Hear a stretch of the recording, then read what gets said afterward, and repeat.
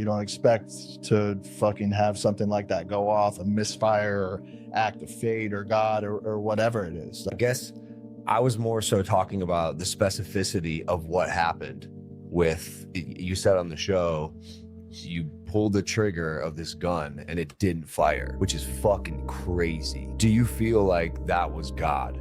Yeah, I feel like obviously, that's something whenever you're in that situation, like as blurry as the time is like it is, like you expect that to be the end of it. You don't expect to fucking have something like that go off, a misfire or act of fate or God or whatever it is. Like you truly expect that when you pull that trigger that like that will be the end of it. So yeah, it's something that's out of, my control, out of, anybody's control. And it really is probably more so than anything as I look back now, like an act of God that, I have more of a purpose to be here and be in this earth.